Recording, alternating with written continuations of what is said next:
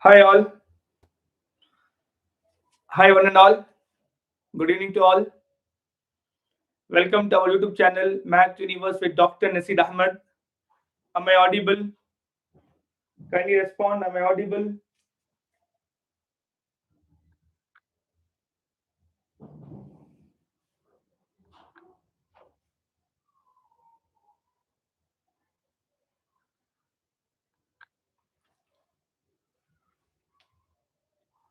Am I audible to all?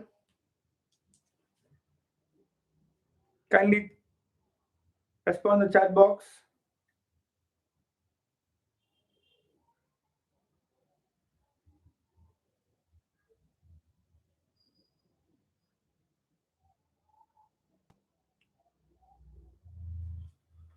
Am I audible?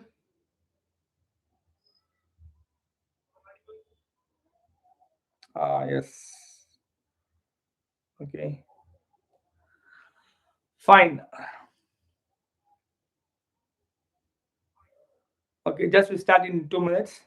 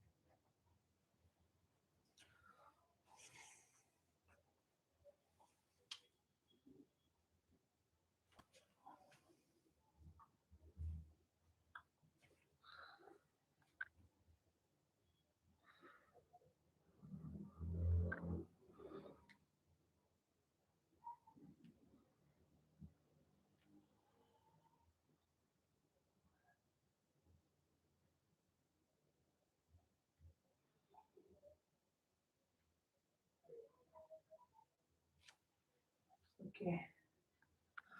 Fine.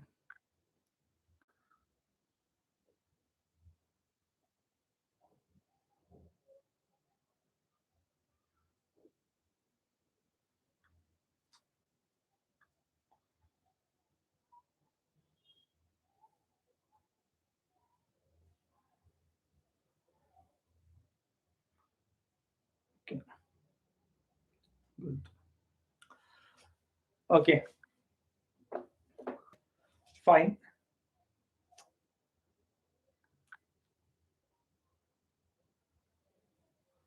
I hope all can hear me. Kindly once confirm.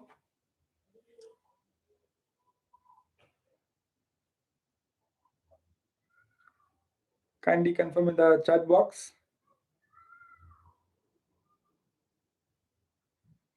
Yes. Okay, fine. So, yeah, it's now. First of all, welcome again to one and all to our YouTube channel, Math Universe with Dr. Naseer Ahmed. First, now the second thing is thank you for your whole well-being support, which I've got in no time, and just a change of phase from offline to online mode, and then today live session. So I just thought that okay, before I go for that, I would like to know how many of you are second PUC and first PUC students. Those who have joined, can you just comment? No your college name, just second PUC or first PUC.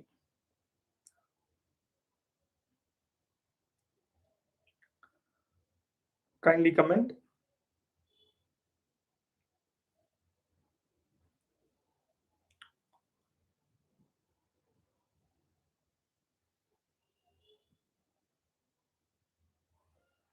Okay.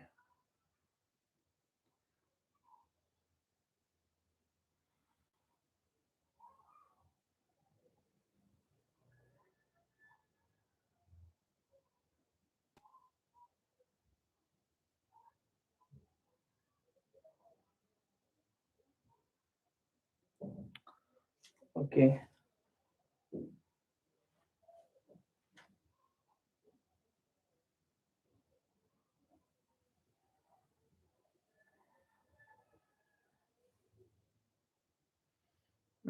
Yeah, fine. Okay. Yeah, I got the response. Fine. So surely today we are going to discuss some MCQ and fill in the blanks from continuity, differentiability, as well as the application of derivatives. But before that, just quick recap. The way you have to go for your annual board examination for second PUC. I just would like to quote once. See, as you're aware that you have got first 20 questions, let it be first year or second year. So don't try to attempt first 20 questions at the beginning. You can leave 3 to 4 pages empty. Then you can go for first 5 marker, 4 marker, 6 marker, then 3, 2, and then you can come back to 1 marker. Because no, this will save you a lot of time. Because don't forget, see, the plan is like this. When you're going to go for 5 marker question, okay, you have to answer how many? Any 4. So 4 into 5, 20 marks you are going to get in hand. Then 6 markers, surely all of you have got LPP. So one question will come. You have to answer any one, either definite integral or LPP. Then coming to 4 mark, I think it's visible. Yeah, 4 mark. Any one question you have to answer. Now just see this here. You are going to have 30 marks in hand, and let us suppose you are going to take some here 30 minutes to complete, and here together suppose 15 more minutes. Okay, so totally you have taken 45 minutes. In 45 minutes out of 3 hours, 45 minutes you have utilized for 30 marks, and you are damn sure that you are going to get 30 on 30, right? Then you can go for 2 marker, 3 marker, and then 1 marker. This is the first way. Second way, if you go for first 1 marker, let us suppose you have went for 20 questions and you have taken 30 minutes. Okay, 30 minutes to complete this. Now the problem is, even though you have taken 30 minutes for this 20 questions, you are not assured that whether all 20 are correct or not. But here, 45 minutes, yes, 30 marks is pakka. Then you can go for this. And please go for extras. I know, as you know, that for 2 marker and 3 marker, out of 9 questions in each part, you have to answer any 6 right now. But go for more than 7, 8. But first you complete the paper as per what they have asked.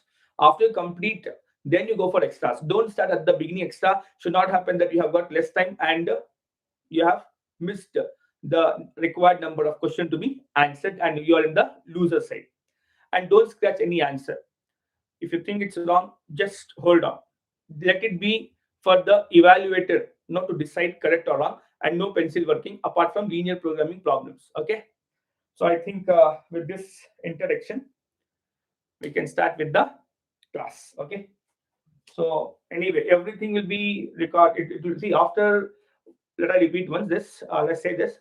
Whatever we are going to have this live session, after the live session is over, by today itself, it will be there in our YouTube channel, Math Universe with Dr. Naseer Ahmed.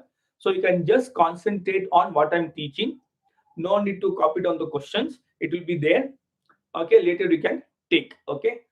I hope this point is clear. I hope I'm clear so far.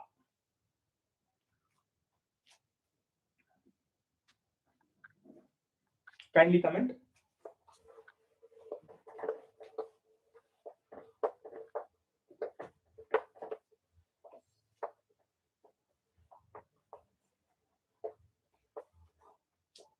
Yes. Okay.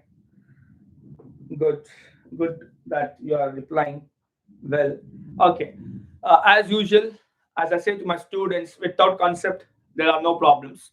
So I have taken today 2 chapters, that is continuity and differentiability, 1 chapter, and followed by application of derivatives. So first, let us move on to chapter continuity and differentiability.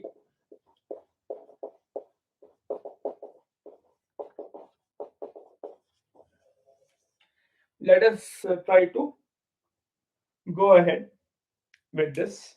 Let us recall some of the concepts and then we will go ahead with the problems. Okay, now first, when do we say a function is continuous? When do we say a function is continuous? Okay, ready? A function is said to be continuous. A function y equal to f of x is said to be continuous if we are able to draw the graph. I'm talking about geometrically. If we are able to draw the graph without lifting the hand. So, for example, after writing the coordinate axis, see this graph. I'm able to draw the graph without lifting the hand. Then you say the function is continuous. Whereas this is the example for continuous. Okay, continuous. Whereas when do we say it is discontinuous? It is said to be discontinuous if I'm not able to draw the graph without lifting the hand. For example, you see this graph. I'm going to draw and then I'm continuing here. See this graph. Now when I'm drawing, first I have drawn. I take the other marker. First I have started from here, and at this point here, I have lifted the hand. See, from here to have drawn, and I have lifted the hand. Now, important point is where have I lifted the point? I have to see on x-axis at which point I have lifted the hand. The point at which I have lifted the hand while drawing the graph on x-axis, that will be point of discontinuity. Point of discontinuity. It's very important to understand where do we have point of discontinuity. Is that point coming from x-axis or y-axis? It's always x-axis. Our point of continuity or discontinuity will be coming from a x-axis. So if I say f is a function from a to b, so it will come from the domain. It will come from the domain. Okay, but in graphical, it will be from x-axis. Okay, even continuous also, discontinuous also. For here, example, if I take C is a point of continuity here because here at the point C, when I'm drawing the graph, you can see without lifting the hand, we get draw. And this is with respect to geometry. Coming to analytical way, we say that limit value at the point which we are interested in should be equal to function value. And there is other way of writing this left hand limit. See, when I write, I mean to say when I write limit exists, it means to say that left hand limit exists. So see carefully, this point, if I take, okay, I'll take A itself, no problem. If I take point A here, in how many ways can we approach the, in how many ways can we approach the point A? Left of A, right of A. When I come left of here, I'm here. Again, I come here, I'm here. When I come here, again, I'm here. This way of approaching we call left hand limit. What we call left hand limit, and we write that left hand limit as limit of f of x as x tends to a minus. This minus only says that with respect to I'm coming from left of here. Similarly, coming to right hand limit, when I'm coming from right of here, then I say limit of f of x as x tends to a plus. So this minus and plus is nowhere saying a is positive or negative. A is any real number. It can be positive, negative, or 0. This minus says with respect to a, I'm coming from the left, and this plus says with respect to I'm coming from the right. Nothing else. Okay. Now this left hand limit should exist. Right hand limit should exist, and both should be equal. Nothing but left hand limit should be equal to right hand limit. Whenever they are equal, only then no, we write like this. Limit of f of x as x tends to a minus is equal to limit of f of x as x tends to a plus. And if this limit value is equal to function value, now this we call function value. What is this function value? A value is which is obtained just by substituting the given number. Okay, so whenever left hand limit, right hand limit are existing and they are equal and equal to function value, only then we say it is continuous. Let us suppose that as soon we have got only this part, nothing but left hand limit is equal to right hand limit, then we say limit exists. Whenever left hand limit exists, right hand limit exists, both are equal, that only guarantees that limit exists, doesn't guarantee that it is continuous function. And if it is equal to function value, only then it is continuous. So from here, one important note what we can have, we can also make a note. What? Continuity implies limit exists. Whereas limit exist, if I came to know, then I have got two things. It may be discontinuous. Okay, it may be discontinuous, maybe discontinuous, or maybe continuous. Okay, continuous. Okay, discontinuous here. So I have to check here. A big question. I have to check this. Okay, fine. This is about continuity. Now let us also try to move on differentiability, and then we'll take up the problems.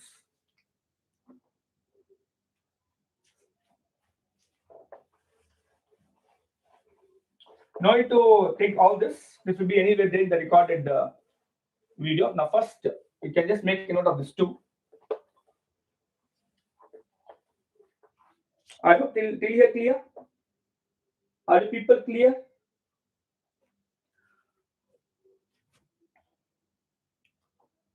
Am I fast? Should I moderate? Means I should be a bit slow. What's your opinion?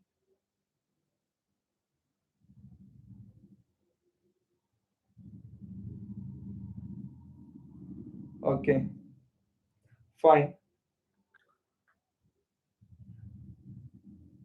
And see, when you're, yeah, see the way one has responded, no, sir, you are normal speed. You are in normal speed. So when you give this complete sentence, no, it is clear for me as well. Okay,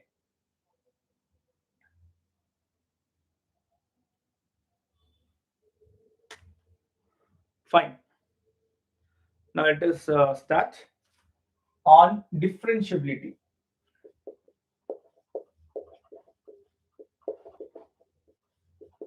What do you mean by differentiable? When do we say a function is differentiable? We are dealing with real function, nothing but my domain and codomain are set of real numbers or subsets of real numbers. So when we say differentiable, no. See, if I've got y is equal to f of x, a curve, okay, a curve. From school days, recall, if I've got a curve like this, at a given point, let us suppose here point P, how many tangents can be done at this point P? How many tangents can be drawn? Come on, answer. Answer it. At this point P, can you answer in the chat box?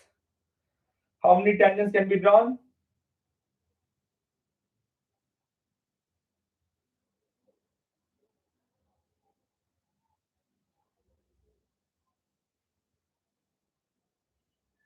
Only one. Okay. What about rest?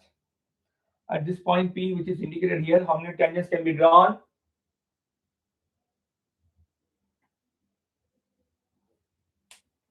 Okay. Yes. Good. Good. You are right. We can draw only one tangent. So I'm just trying to make you understand geometrically what do you mean by differentiability. At this particular point, for the curve y equal to f of x, we can have only one tangent, as you can see.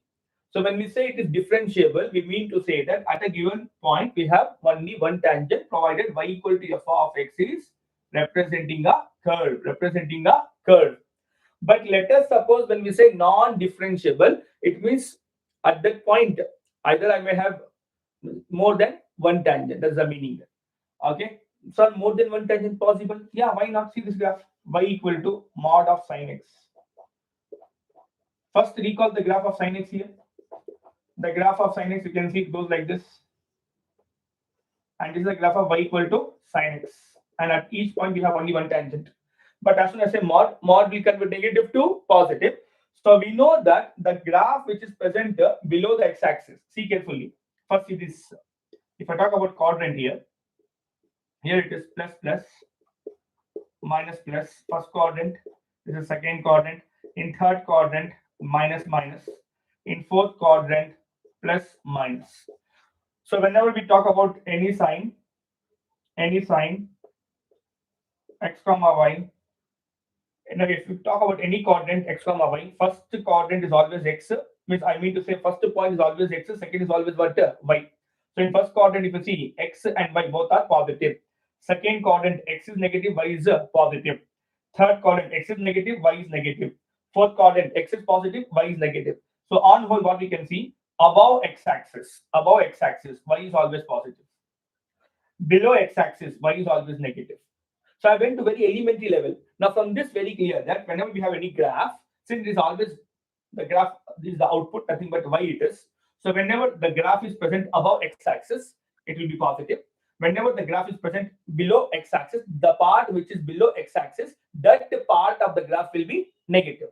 Similarly, the part of the graph which is above x-axis, that part will be positive. For example, if you see this graph,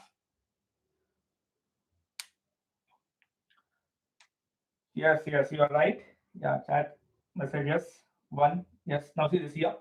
So for this graph, see this graph, you can see sin x graph. This part of the graph is above x-axis, but this is below x-axis. This is the graph for y equal to sin x. But as soon as I go for y is equal to mod of sin x, you see carefully what's happening. This part of the graph is above x-axis. There is no change. It will be same as it is. But this part of the graph will flip up. Again, there's no change here.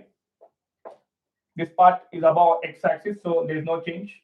Again, this is below x-axis, so it will flip up. And there is this graph, again, no change for that graph. Now you see carefully. See carefully. Can you see a sharp bend here? 0, pi, 2 pi. A sharp bend you can see here, and here minus pi. So at this, we can have how many tangents? 2 tangents. This is what we call non-differentiable. This is what we call the non-differentiable. So at the kink point is what? What's the meaning of the word kink point? Sharp bend. Kink point, or I can say sharp bend.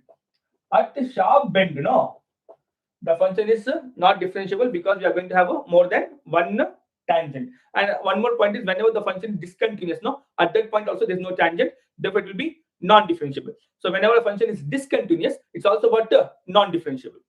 And when we have vertical tangent, then also we say it is not differentiable because slope will be undefined. Okay, so I think till here clear. Now, how are we going to find the kink? Because every time you will not be able to draw the graph. Very simple. Kink point, nothing but the point. See here, the non-differentiable point. Which are the non-differentiable points? Which are the non-differentiable points? See carefully yourself. 0, pi, minus pi, 2 pi, minus 2 pi, and so on. So 0, plus or minus pi, plus or minus 2 pi, and so on. Infinitely many points we have got. At this point, the function mod sin x is not differentiable. But again, plotting the graph in place of that, do we have any logic where we can get what? The points which are non-differentiable. Very simple. Whenever you have got mod, inside the mod, whatever you have got equal to 0. That will give you kink, nothing but point at which the function is non-differentiable. So sin x is equal to 0 if I take, for which all angle sin is 0. Sin is 0 for all integral multiple of pi, where n is integer. That's what we can see here. Okay. Similarly, if I talk about one more graph, y equal to mod x. As you can see, mod x graph, this one, V shape. And here, you may think, sir, here where is tangent? Coming to line, no. Every line is tangent to itself. Every line is a tangent to itself. So at the point origin or 0, 0, 0, no. At this point x equal to 0, we have 2 tangent. Again, it's not differentiable at x equal to 0. And how to know this? The function which is inside the mod, which is at x equal to 0. When I equate to 0, what I'll get? X is equal to 0. So this is giving us point of what? Non-differentiability. But here one thing is also clear, this function is continuous. So as soon as a function is continuous, it need not be differentiable. Okay. But every differentiable function is continuous in its domain. Okay. So let us list out some more points and then we'll start with the problems.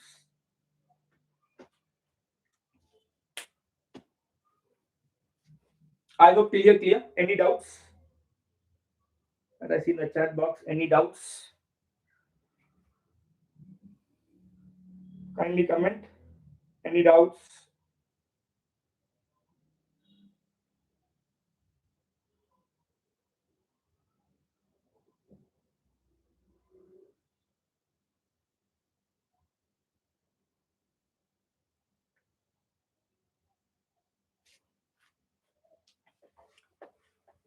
So I'm not okay. The replying only one reply remaining. Kindly comment.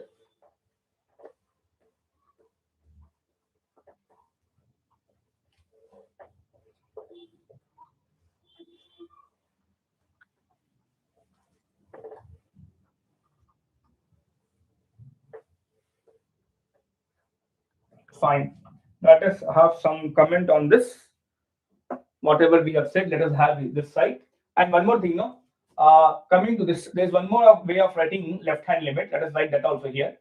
For left-hand limit, no, at the point A, this is also written as limit of f of a minus h as h is tend to 0. Other way of writing.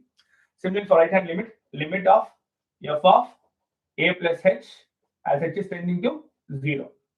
Okay, function value. Okay, fine. Now, third point, as we just came to know, continuity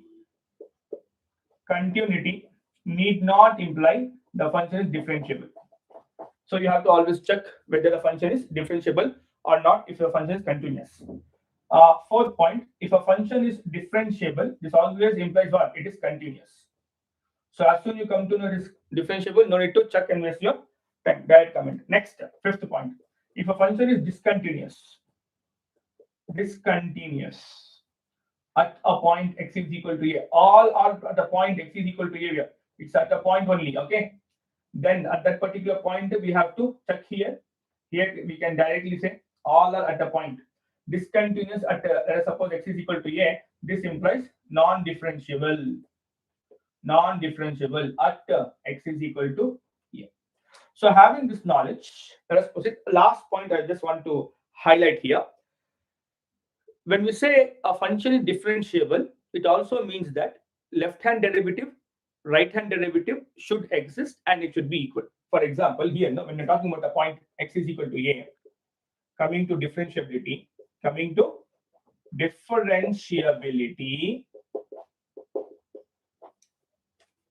so left-hand derivative will be limit of, let us change the color,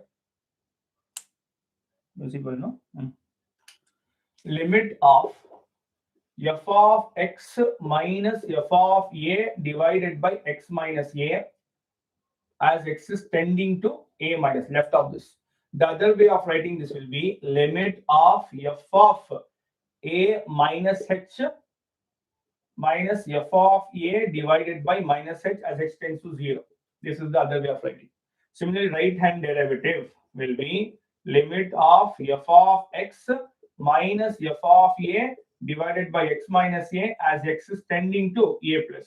Here we had minus because I'm coming from left of the point a, so it is minus, and I'm coming from right of the point a, it is plus. But here when we are writing, no, there's no need to write any minus or plus. Okay, directly all those things are given here. The other way of writing for this will be limit of f of a plus h minus f of a divided by h as h is tending to 0. Okay, let you have all this because when you are going to take the problem, more importantly, assertion isn't a question. It will be very worthful. So make a note of this. I'm going to erase. Let you have this in with you. Then we can go ahead with the problem. Okay. I hope we can go ahead.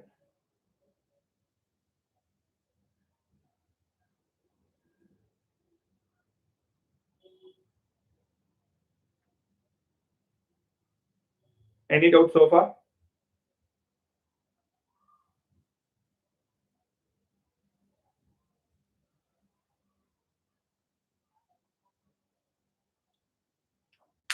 Okay. Now we'll start with the problems. I hope I'm audible, right?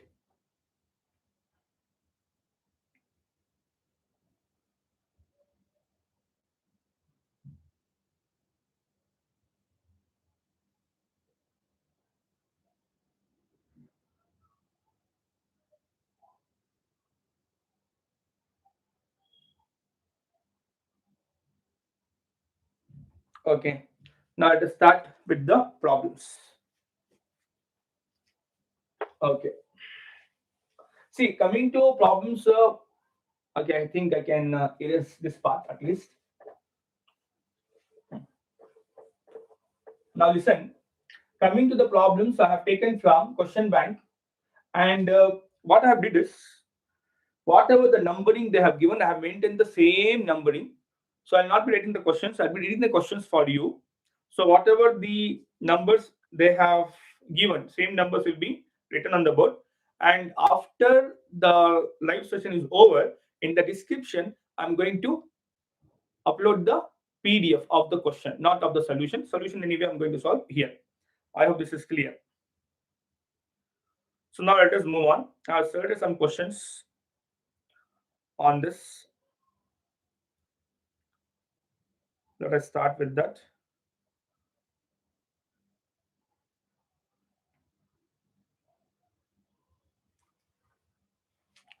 So question numbering, and in between I have taken some question from my friend by me also. Now, as we know, we are in continuity and differentiability, and in that question bank, and as you know, in our PUC, it is chapter number 5, which we are discussing. Okay. So now coming to match the four means I mean to say MCQ, multiple correct answer, and as well as fill in the blanks. Let us move on one by one. Let us proceed. Ready? All of you ready now? So now question number 1. I will read the question. Listen carefully. Question number 1 says, which of the following is true for the function f given by? The function given by is this. This is the function given to us. They are asking which of the following is true. I will read option by option. First option is discontinuous and differentiable at x equal to 1.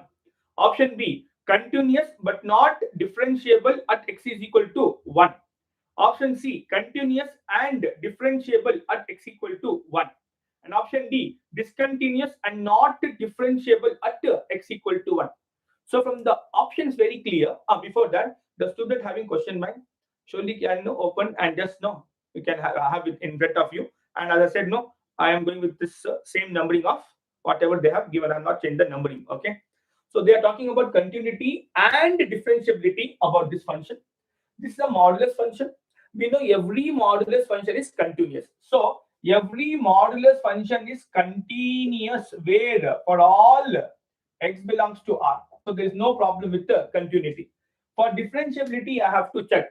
Don't forget, as soon as the function is continuous, it need not be differentiable. We have to check. Recall the graph of this. Find the kink. How to find the kink? The term inside the mod, whatever is there, equate to 0. That is x minus 1. If I equate to 0, I will get x is equal to 1. So the graph of this will be at 1. I am going to have a graph. And you can see at 1, we can have a sharp bend here.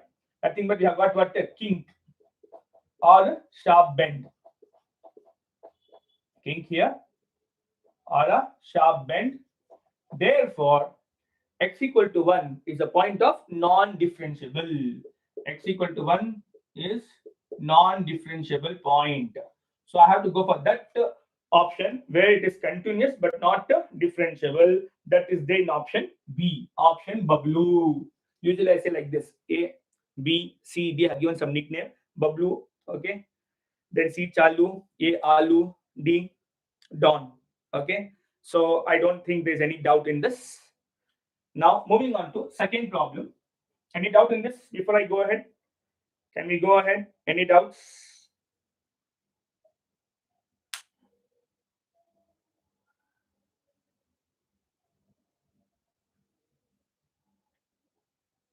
What about rest? Any doubts? Can we go ahead? Is the flow fine? Am I too fast? Okay. Fine. Let us move on to the next question. See question number 2. The left hand derivative of f of x is equal to mod x at x is equal to 0. What is the left hand derivative? They are given the option to be option A 1, option B -1, option C 0, and option D does not exist. Be careful. They are not asking differentiability. This option D is a trap for you, because we know that mod function is not differentiable. Yes, it's not differentiable. That's what they're not asking whether it is differentiable or not. They are asking the left hand derivative of this. Left hand derivative of this particular function. There is a question. So surely it will exist. For that, very simple. First recall what is mod x. How to find series. When x is positive, it is plus x. When x is negative, it is minus x. When x is equal to 0, it is 0. So if I plot the graph of this, as we know, it is a V shape at origin, because here if I, as I said here, no, inside the mod whatever is there equal to 0, when I equal to 0 I get x equal to 0, so here it is. And I want left hand derivative, nothing but this. And here my function graph is y is equal to, when x is negative, it's y is equal to minus x. So y is equal to minus x it is. So directly I can differentiate here. F dash, don't forget this is y is equal to f of x. So if I find the derivative of this, derivative of x is 1 when x is positive. Derivative of minus x is what? Minus 1 when x is negative. And for this you are going to keep quiet. You are not going to get anything. We already know it's not differentiable. Okay. And whatever I have did without the help of what? Left hand derivative and right hand derivative concept, I have did like this. This you can do provided the function is continuous. If it is continuous, only then you can do like this. Now I want left hand derivative. Very simple. Left hand derivative at x is equal to 0 I want. So f dash of 0 minus. So less than 0. Yeah, less than 0 is here. F dash is what? Minus 1. Therefore, the answer is option B, blue. I hope this point is clear. Kindly comment what could be the right hand derivative for this. Come on.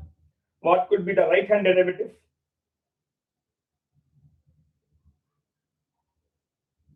What could be the right hand derivative?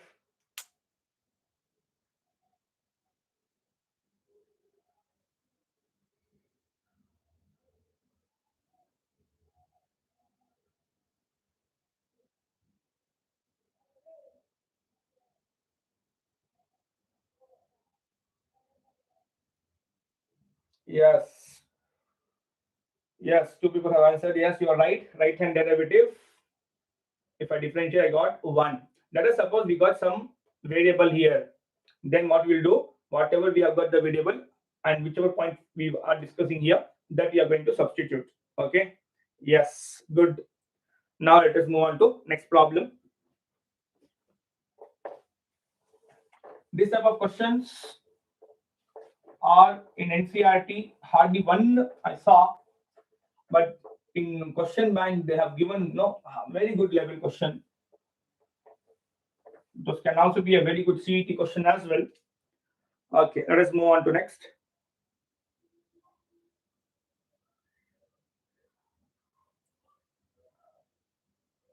Now, question number 4.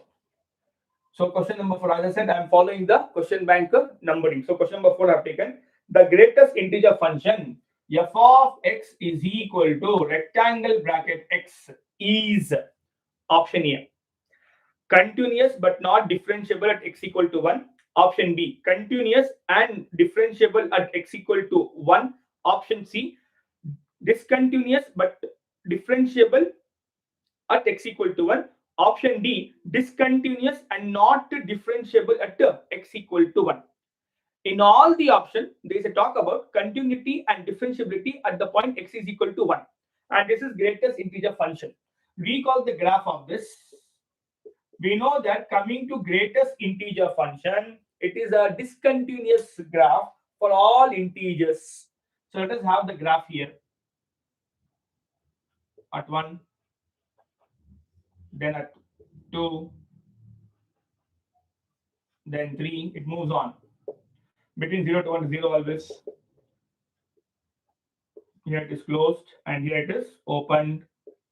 Always, I mean to say this is closed, I mean to say this is open. Always right is open.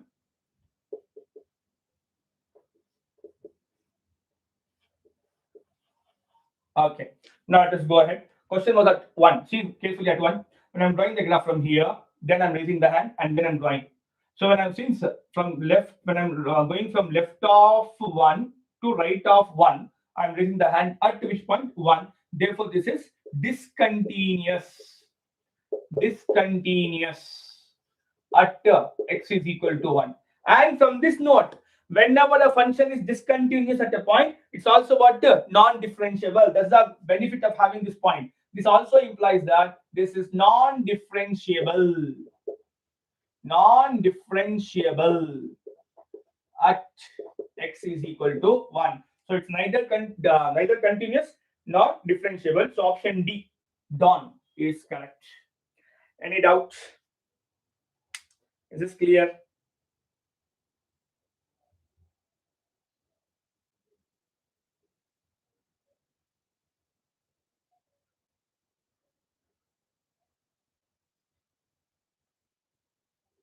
Okay.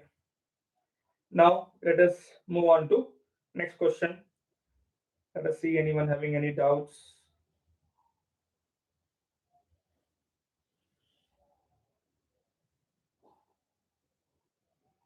Okay. Now there is one more question now which we are going to go ahead. Let us go for that. Let us have this graph as it is. Only we'll go for a next question.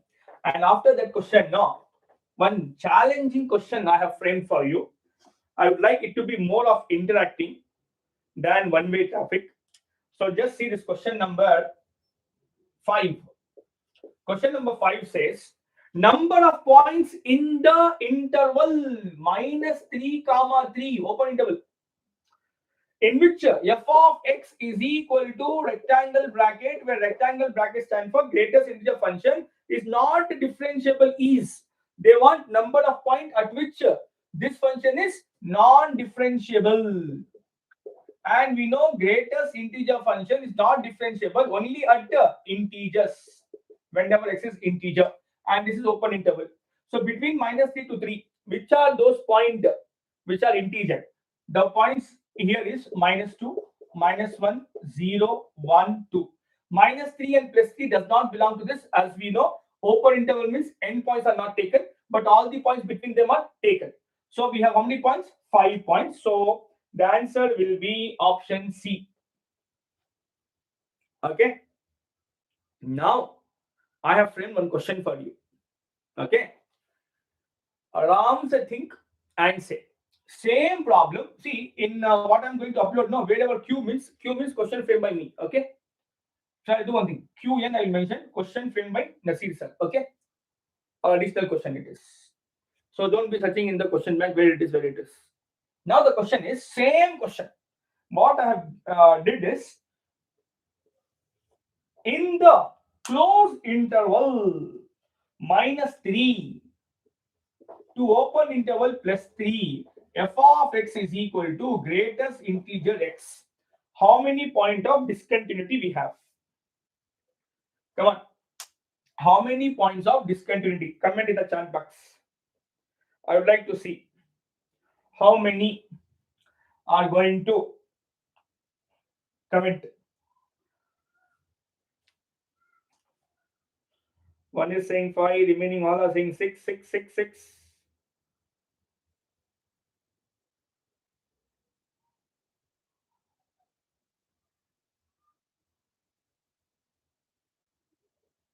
Any other comments?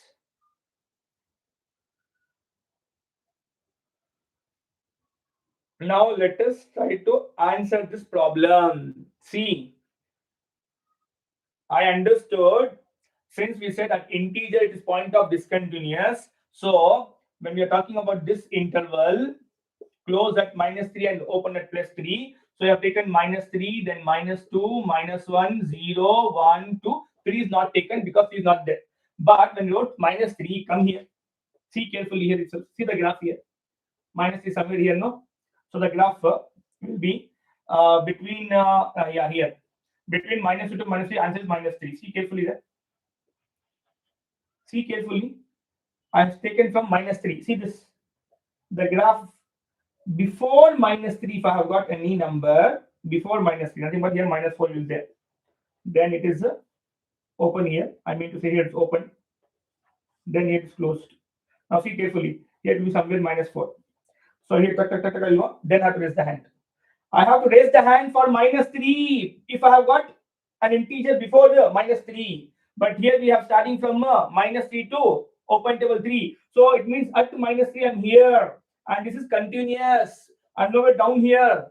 Because I have to go down, I have to be less than -3. Nothing but before -3. So you can see here, I have to just continue. Then raise the hand at -2. So -3 is not a point of discontinuity. -3 is also there in the interval, but at -3, there is no need to lift my hand. So number of point of discontinuity remains again 5 points only. Is this point clear? So Ishan Ahmed commented 5 points. So I hope this point is clear to remaining. I would like you to involve.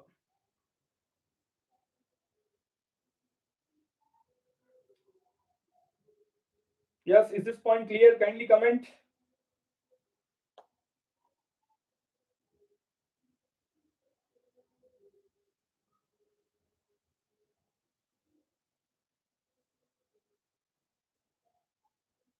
Hello? Yes. Now one more question from my end. Let us see. One thing before I go ahead, one thing is very clear. Coming to greatest integer function, if the integral is at left, left, whether it is closed or open, whether it is closed or open like this, it will be always continuous. That we can keep as a point to remember. Now, see carefully. Now you say for this question, next question from me, same. Now it is okay. Now think minus 3 to plus 3. Think about minus 3 to plus 3. I'll do one thing. I'll just make this as open only. Let us have the same question. In this, I'm playing the game. Minus 3 to plus 3. Now what we can say?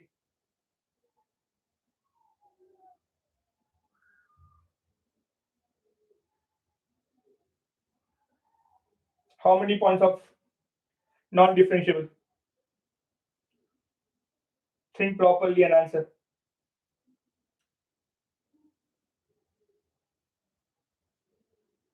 So after this, okay, two more questions you have taken.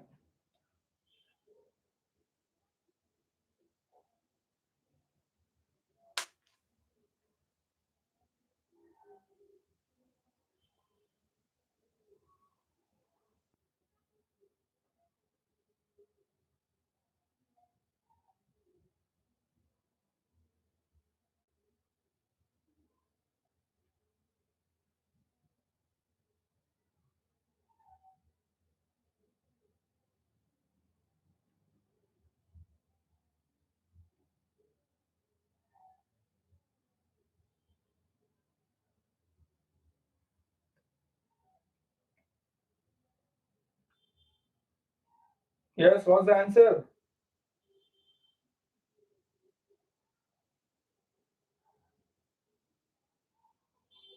No one?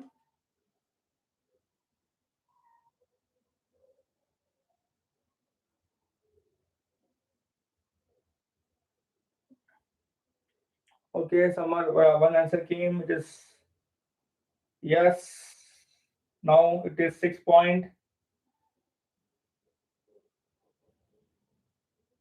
Yes, one more 6 point. Yes, you are right. I hope now you got the logic. Yes, you are absolutely correct. That when we are going to have, now see carefully the graph. Yeah, you are right. For this it is 2. So 3 to 4 when we are going to have graph here. 3 to 4. Just see here. So the graph is here, close and then open, and here. So when I'm going like 3, the graph is here. So since 3 is included, I have to complete the graph for 3. To complete the graph for 3, after moving till here, to complete the graph at 3, I have to raise my hand, then I have to shade here. So it will be only this part will be the graph. Only this. Because at 3, it is closed. Okay, yes, you are absolutely right. Very good. Minus 3 includes, so it is 6 points. Minus 3. For this question, I have excluded minus 3 and included plus 3. So at 3, we are going to have point of discontinuity as well as non-differentiable. So for the same problem, even if I ask point of discontinuous, same answer. Okay, point of discontinuous and point of differentiability for greatest integer function, same number of points and same answers. Okay, good. I hope now we can go for the next problem. Okay, all this will be there in the YouTube after the recording is done, means live session is done immediately today only. Let us move on to next.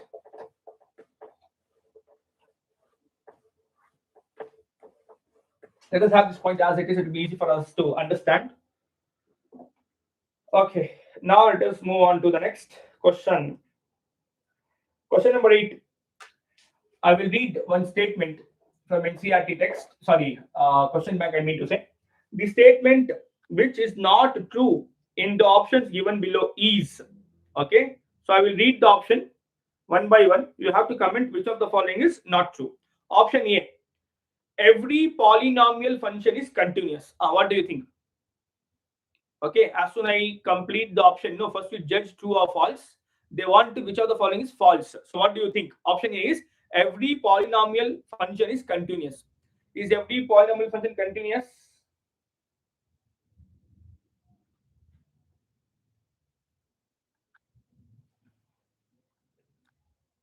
Is it true or false? Just comment true or false. Option A.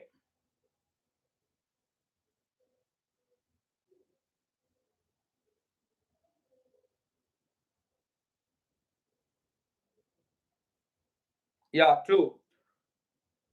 True. What about others? Only Kashif Ahmed has said true. Every polynomial function is continuous. Yes, every polynomial, for example, y equal to x cube. See the graph.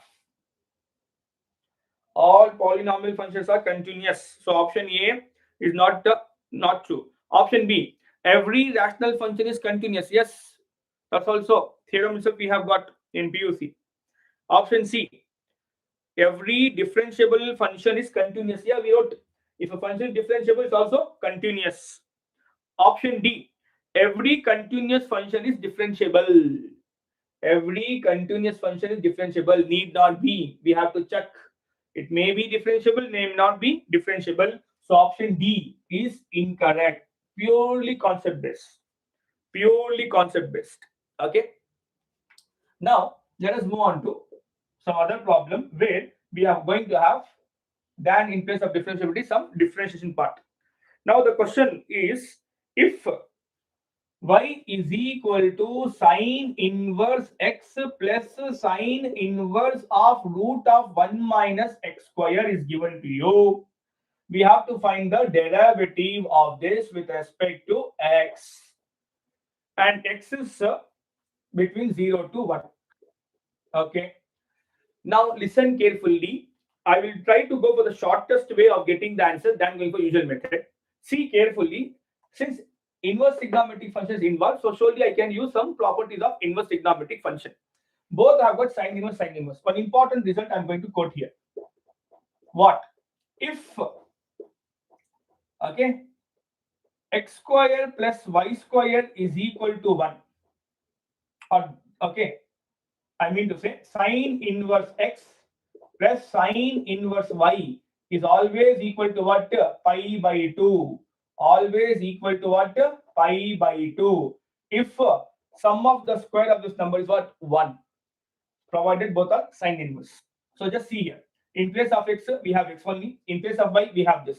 Try to sum and square them up. First square them up x square, because we have to square them up, you can see. Then for this also root of 1 minus x square.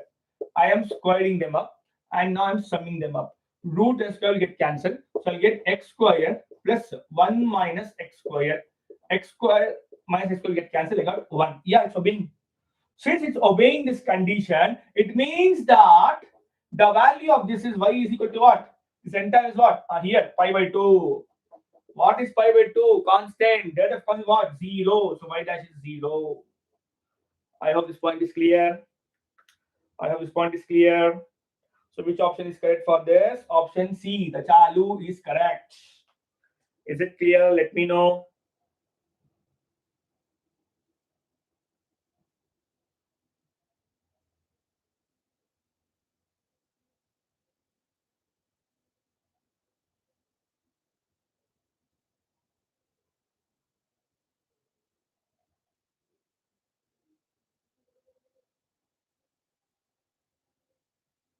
Okay. Now let us move on to next. I hope there's no doubt.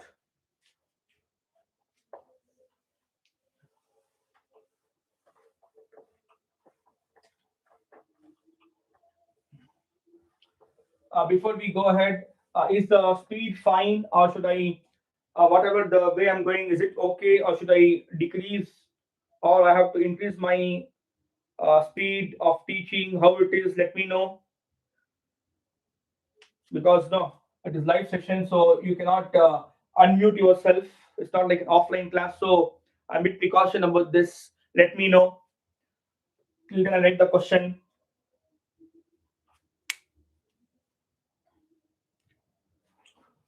So 15th one is y equal to cos inverse of sine of x, where x is belonging to 0 to pi by 2. Then we have to find y dash.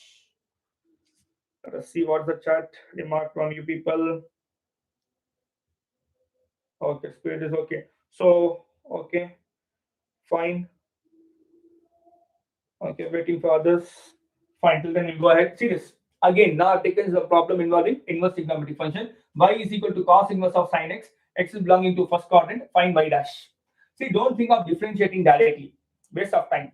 Coming to ITF, always avoid differentiating directly. Try to use some properties of trigonometric function. See carefully here. What is there here? Cos inverse. Try to remove cos inverse. How to remove cos inverse? If I convert this one to cos, I can remove both. So I can rewrite cos, means sine as cos of 90 minus x. A right angle concept. School days and first PC both. What is cos of 90 minus theta? It is plus sine theta. So right to left.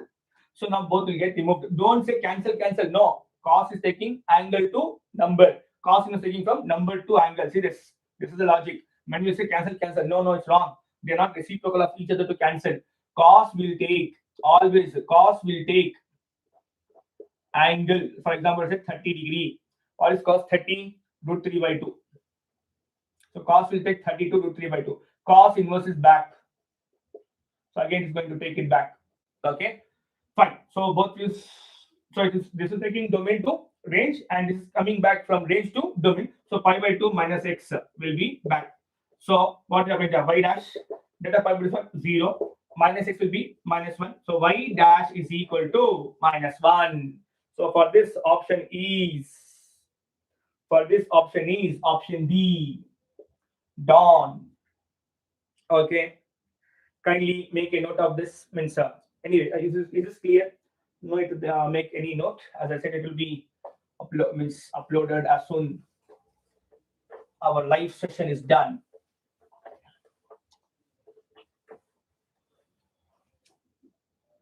Now everyone will have something like first moment. So today is my first moment of being in live session. Okay, good. It feels good.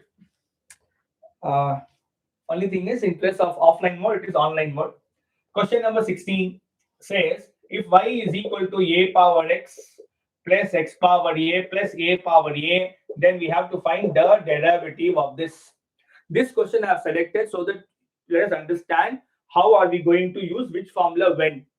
So see here, coming to other than x and y, we know that remaining all about constant.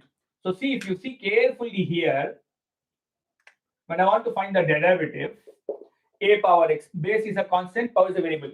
Recall we have two formulas. One is derivative of x power n with respect to x is n into x power n minus 1. Derivative of a power x with respect to x is a power x into log a. Now when to use first formula and when to use second formula. Coming to first formula, see carefully, base is a variable. Base is a variable. And power n is a constant. So power n is a constant. So when to apply this formula, whenever base is a variable and power n is what? Constant. Whereas here, base a is a constant, power is a variable. So power x is a variable. So power x is a variable. And a, the base, is a constant. Not only memorizing the formula, it's also important how well you are understanding the concept. Now here, base is a constant, power is a variable. So derivative of a power x is a power x into log a. I'll not apply some rule because this is that. Plus base is a variable, power is a constant. So base is a variable, power is a constant. So applying this, I get a into x power a minus 1. And coming here, both base and power are what? Constant. Derivative of a constant is 0. So my final answer is y dash is equal to a power x log a plus a into x power a minus 1. So which option is correct? Let us see. Which option? A power x log a? Yes, option C, Chalu. Option Chalu is correct. Let us take one more question here. Question number 19. It says the derivative of e power 2 log x to the base e. I have to find derivative of this with respect to x. So whatever this is statement wise, I wrote mathematically. Now here you see carefully, base of this entire log is e. Base of this entire expression also e. So we have one property of log. What is a power log of f of x to the base a? So whenever these two bases are same, I wrote small bit means caption means I mean to say font wise I wrote small and it's a bit bigger. Both are same here. This a is base for the entire expression and this base is base for the log.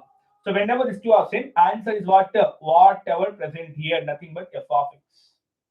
Nothing but f of x. So see carefully here. But here log multiple is 1. But if you see carefully in the question, log multiple here is 2. So we have one property. What is k log m?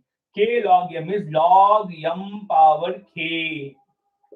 So this power can shift to the power of this number. So this can go up. So I'll get derivative of log x power 2 with respect to x. Base whenever we won't mention, it's understood that it is for a while. I just messed up. E. Then log x square to the base e. Okay, now this base are same and here it is 1. So I can apply this property in place of x means f of x. We have a x square. So my answer will be derivative of whatever f of x is, same f of x here. So here it x square. So x square. What is derivative of x square with respect to x? 2x. So which option? 2x. Which option? Option C, Chalu. I hope this point is clear. Any doubts? How is going on? Are you people able to understand? Is the flow fine?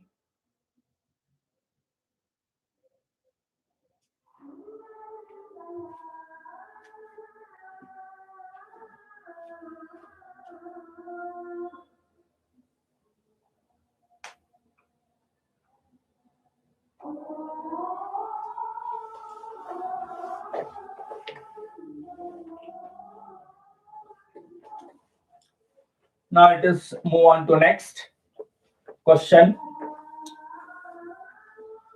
See, if you see, none of the problems are lengthier, but concept how well you are understood and formulas you have memorized, it counts here. Now let us move on to next. See carefully question number 22. Question number 22.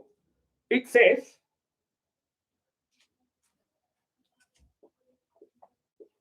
if y is equal to sine inverse of x root of x, then we have to find y dash. Many might think it's a very simple problem now. But here, I just want you to understand what are the way you are going to do, due to which your problem in place of one shot, it will be a bit lengthy. Many, as soon they'll see, they'll find the derivative. Yes, what's the derivative? 1 divided by, what is derivative of sine inverse x? It is 1 divided by root of 1 minus x square, which is obviously correct. So when you're going to differentiate directly, so in place of x, we have got this. So you're going to get x into root x the whole square. Then you for this, you are going to apply product rule because product of two variable. That's what I'm saying. It will be lengthy. Before you differentiate, avoid this.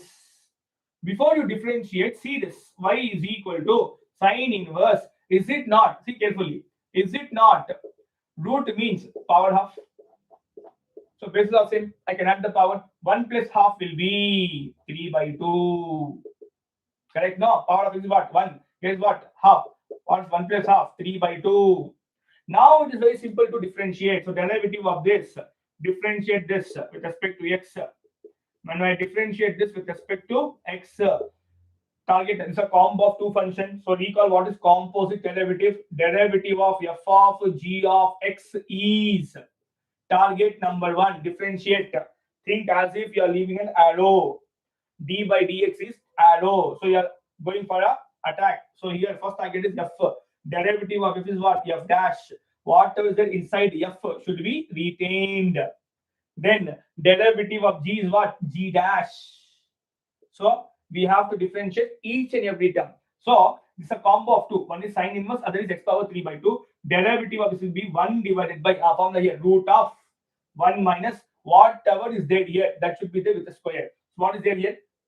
X power 3 by 2 with the square. Now, after sine inverse done, target number 2 is this derivative of x power n formula I have to apply. So n is what? 3 by 2. So answer is what? 3 by 2. What's the derivative of x power n? Derivative of x power n is n into x power n minus 1. So in place of n 3 by 2. So n 3 by 2 x power 3 by 2 minus 1. Simplify. Here, present bit bigger. Here 2 is there. 2 and half will get cancelled. So 1 minus root of 1 minus x power 3. And here 3 into 1 will be 3 here. Then by 2. And here 3 by 2 minus 1 will be half. Correct, no? Yes, this will be the solution. See the option. Which option it is? Yeah, it's option C. In option C, what they have did is the numerator, they have written like this 3. What is x power half? Root x. And this one as it is. Okay. So this is option C. Is that clear? Is that fine?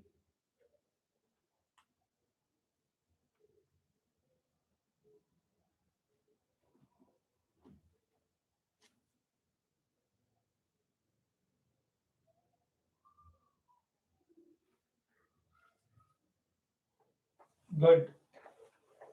See, I will try to come up with some more like this. No, 1 marker still we are going to have. Just I said, okay. For all chapters, I'll try to cover one, and let it be. I think it will be more of live session only. Okay, moving on to next. See, question number 26. Y is equal to log of log x, and we have to find what is y dash. And one more question is there. Question number 27. Y is equal to log of log x to the base 7. Again, we have to find y dash. Now here, what is derivative of log x? All of you, what is derivative of log x? Comment it.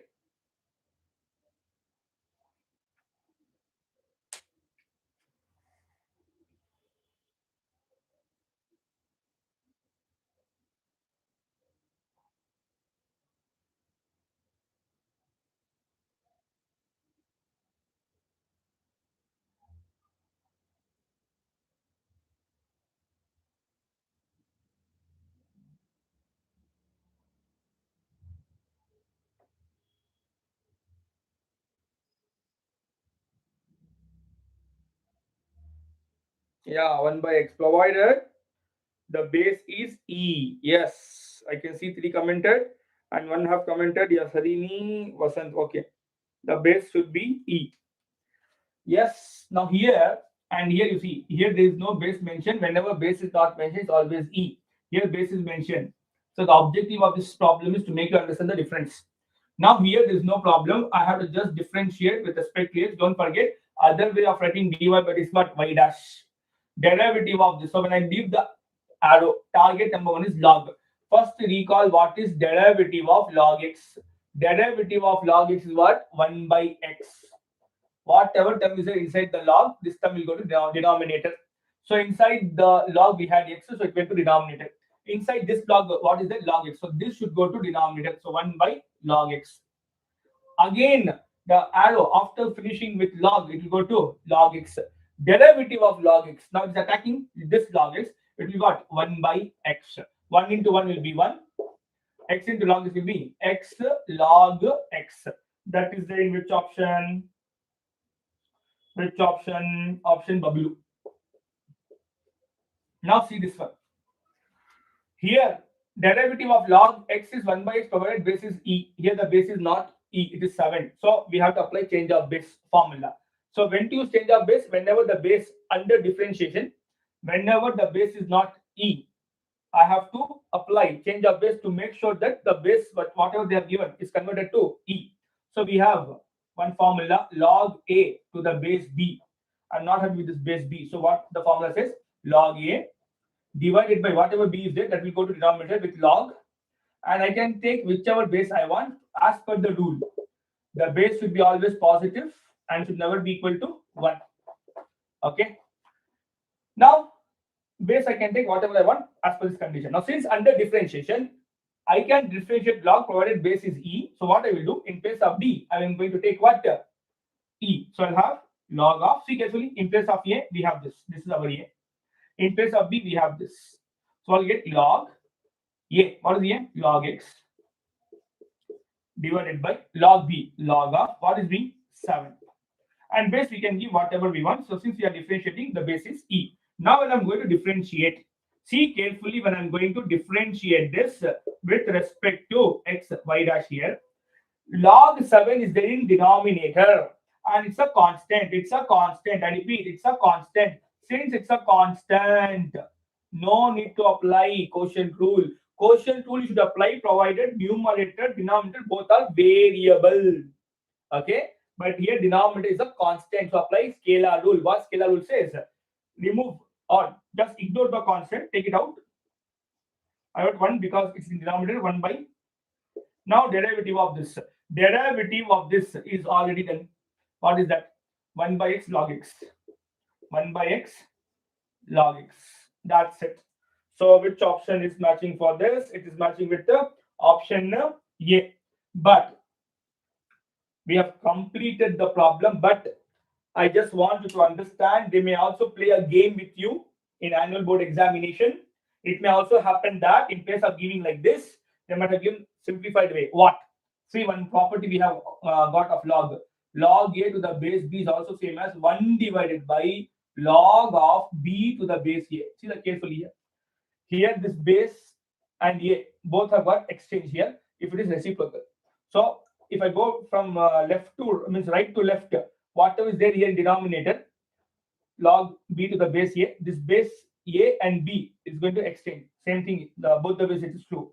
So this part, we can also have like this log, this can exchange, 7 can become base and E here, and then 1 by x log x. This could have also been given. Only problem completed. But I'm saying in MCQ, this can also be done. So be careful about this. Okay? Fine. Let us move on to next. I hope it's clear. Any doubts?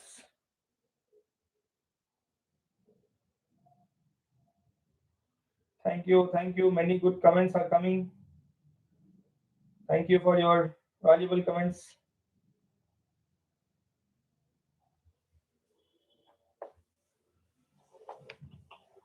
Let us move on to next.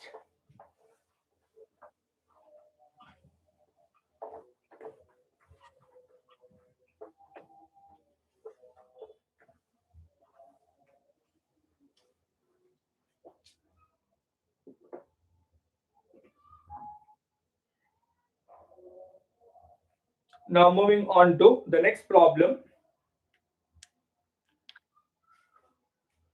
Question number 31. Yeah. The derivative of f. Derivative of f. So the derivative of f, where f is equal to sine inverse x. Exist. This exists if x belongs to. For this, I will try to write the option because only then we'll understand what the question is asking us.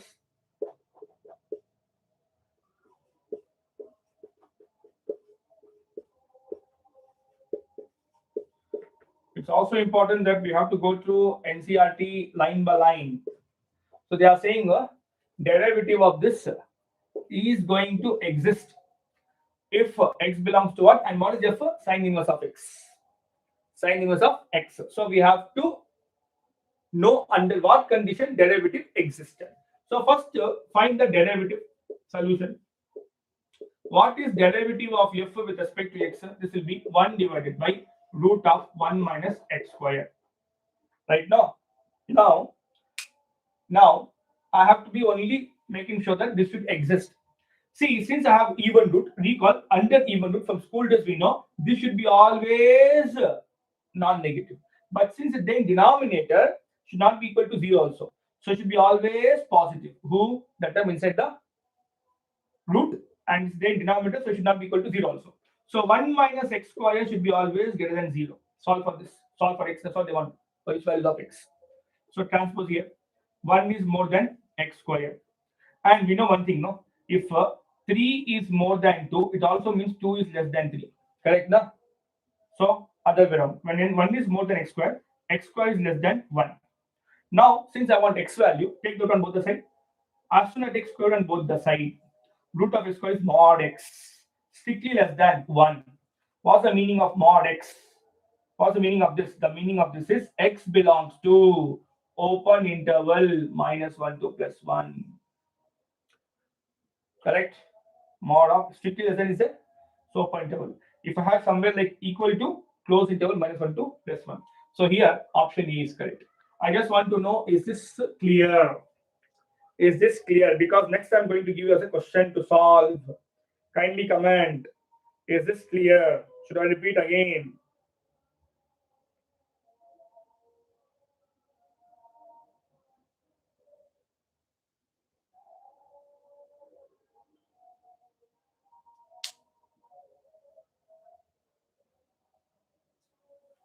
Presently, I am teaching with the continuity and differentiability second PUC chapter.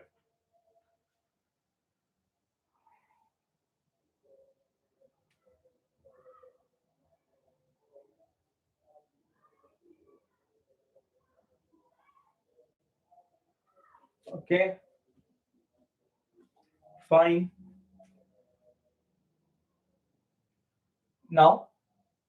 Now for you the question number 32 is,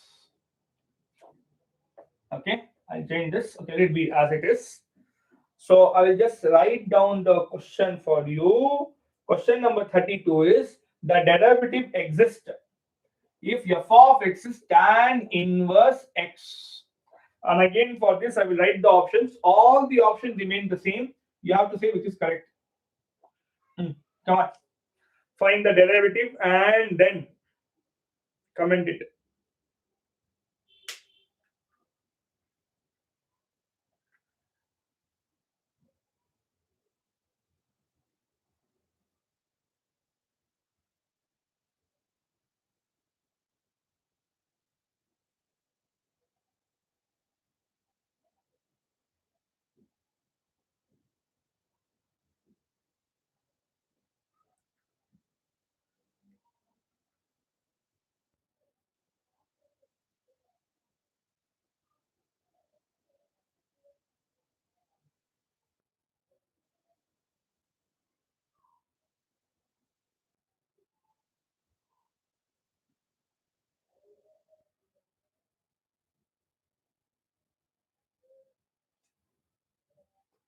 Okay, one student saying option C. What about others? What is this, man? Some shout out. What is this? Come on, involve to the class, no?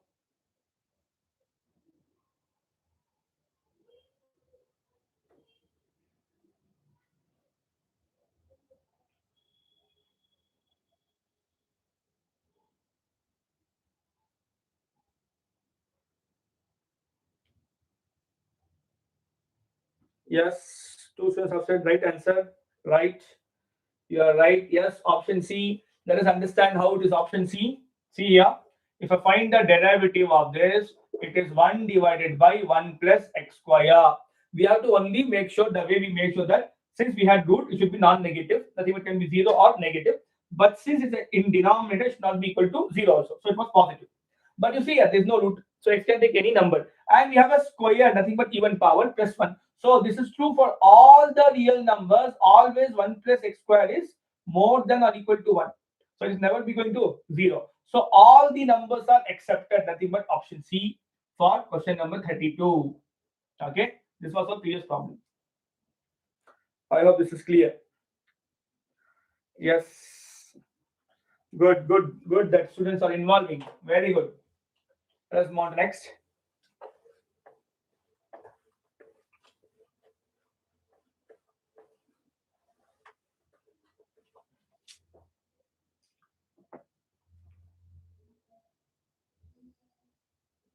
Now, moving on to question number 50.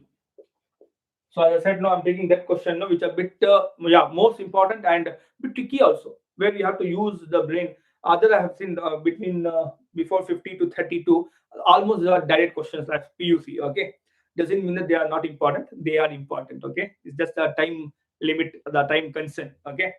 Now this is an assertion reason type question. First, understand what is this assertion reason type. Usually coming to multiple choice question, for one question, for each question, 4 options are given. Only we have to see which is correct. But coming to assertion reason, no, there will be 2 statement given. Statement 1, you are going to check whatever they are saying, is it true or false. Similarly, statement 2 also you will check whether it is true or false. Okay. Now comes the options. Now before going to options, no, listen carefully. Statement 1, statement 1, then statement 2. They are given some statement, you have to check true or false. Let us suppose in this one is true, other is false. Similarly, this is false and then this is true, or both are false. In this scenario, there is no problem for the student. If any one of them is true or both are false, no problem. Problem is for the student, or we can say no pariksha for the student is if both are true. If both are true, you should be very careful. There will be 2 options like this. I will just say the options. Listen carefully. Among the 4, the 2 options, if this both are true, will be, if both are true, then the options will be like this. 2 of the options will be like this. Statement 2 is true, and statement 1 is true. Statement 2 is not a correct explanation for statement 1. Okay, I repeat, statement 1 and statement 2 are true. Statement 2 is not a correct explanation for statement 1. One more option will be statement 1 is true, statement 2 is true, and statement 2 is a correct explanation for statement 1. Okay, so in one of the option they said it's not a correct explanation, and in one more option they said it is correct explanation. So students are confused. Sir, coming to true false, yes, we are able to, but how to comment? No, is it a correct explanation or not? Simple logic. Simple logic. Listen the logic. When you are proving this, when you are analyzing this, that it is true, if you are using any of the fact from statement number 2, if you use any of the fact, or if you take the help of statement 2, only then this will be a correct explanation. I repeat, if you take the help from statement 2 and by using this statement you got the result true, only then you are going to comment as what? It's a correct explanation. But both are correct and you have not taken any help of statement number 2, then statement 2 is not a correct explanation of statement number 1. I hope this part is clear. Okay, it will be still more clear when I take a problem. In short, we should take the help. Now just see carefully. Question number 50. In this statement number 1, what statement number 1 says? If f of x is continuous at x is equal to a, if f of x is what? Continuous at x is equal to a, then they are saying limit of then. Write a statement for you. Then f of x as x tends to a should be equal to function value. Coming to statement number 2, they are saying every differentiable function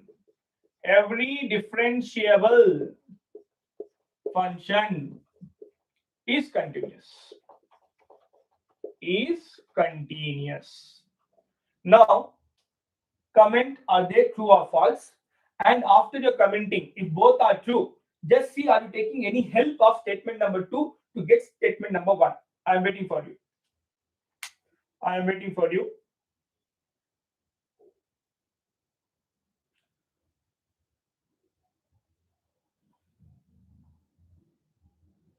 Oh, you are giving the options. I will read the options for you once.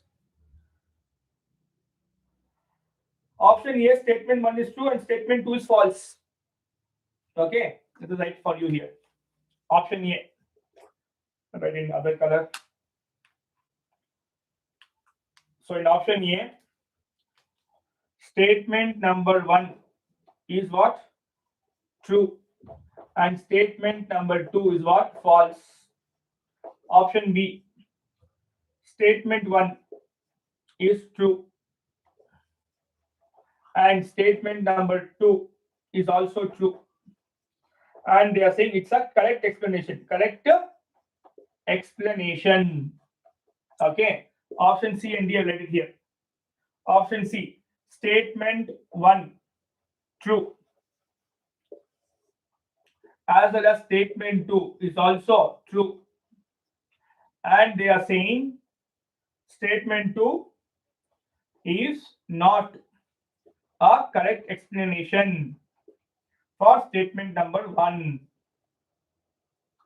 Option D, statement 1 is false, statement 2 is false. Statement 1 false and statement 2 is also false. Come on, see the option and then say. First, is statement 1 and 2 true or false?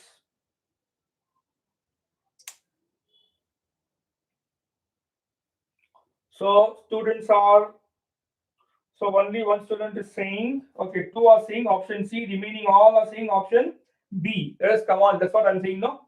This is one trap in assertion type question. Yeah, obviously this is true because definition for continuous as I gave. Okay, so this is continuous, so this is true. There is no problem. Every differentiable function is continuous. Yeah, differentiable implies continuity. This is also true. But now you see carefully. To get this, we have nowhere taken the help of this. And one more thing, don't forget, if a function is continuous, it need not be differentiable. Okay, I have nowhere taken the help of this. Since I have not taken the help of this, it's not a correct explanation. Option C is correct. Now the students have answered option B. Have you understood this point?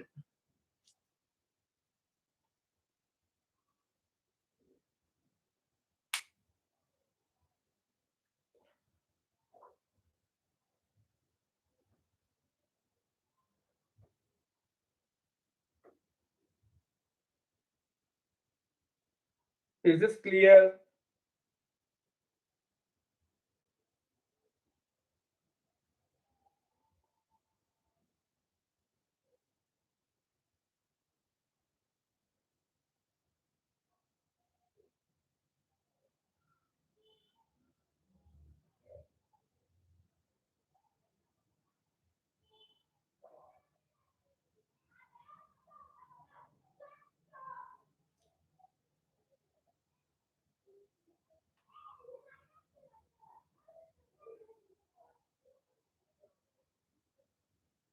Okay.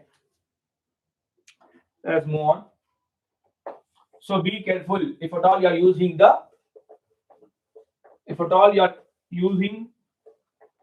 that statement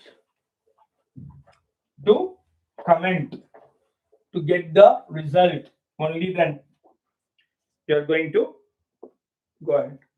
Now moving on to next question. Question number 50. Okay. Yes. Actually, let us move on to 52. Question number 52 says right hand derivative of, I want this one to be answered by you. Right hand derivative of f of x is equal to mod x at x equal to 1. Be careful. Not at x equal to 0, at x equal to 1. Right hand derivative. This is not differentiable at 0. And this is one question. After that, I'll give my question. Yeah.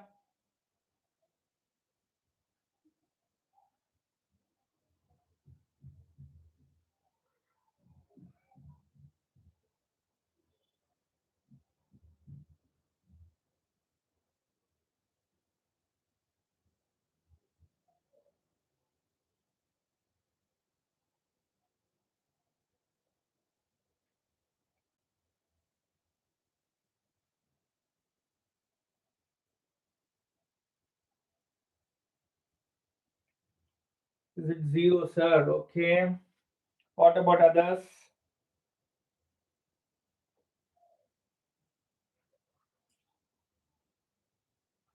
What about others?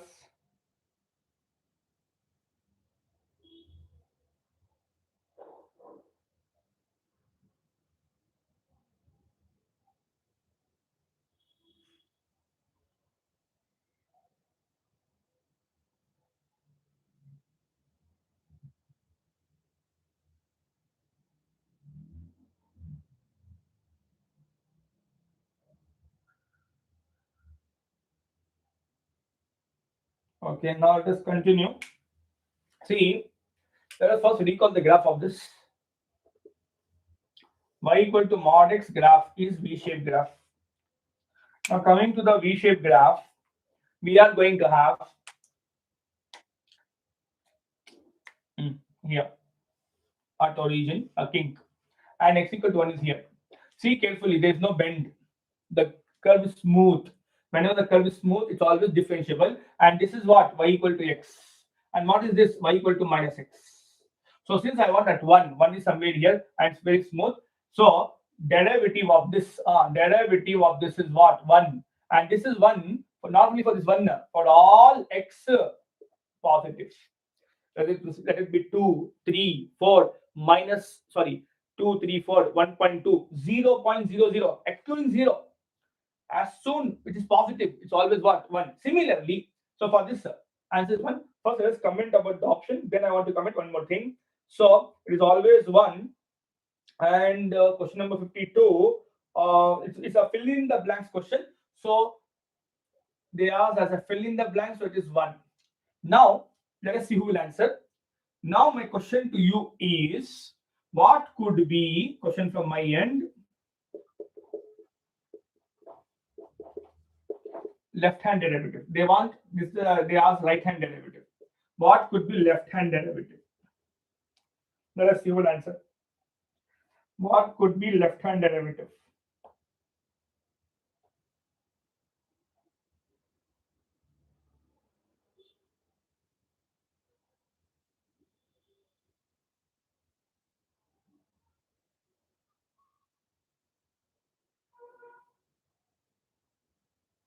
Yeah, conic section is already uploaded in our channel.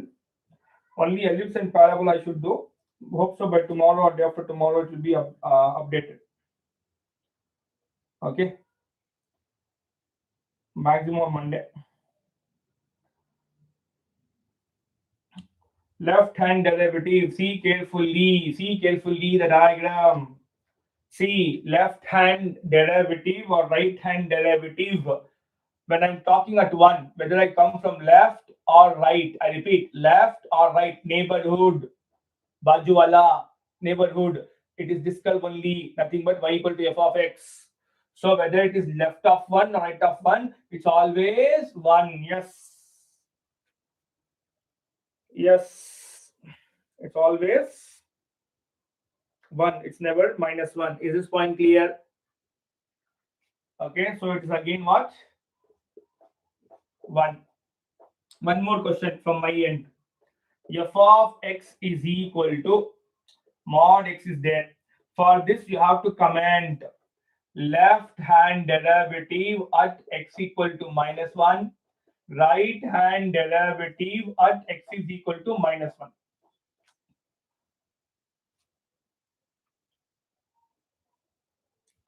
Let's drink water.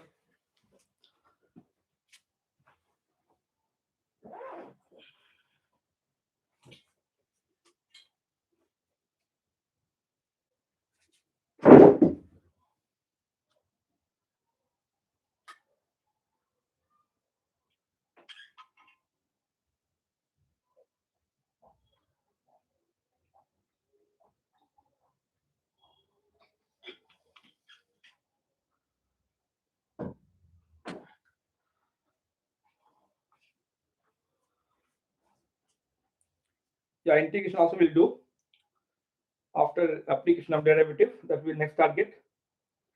Okay, but for that you should be perfect with the formulas. Surely we'll do it. Okay. Yeah, what's the answer? At x is equal to -1 and +1, right hand derivative, left hand derivative.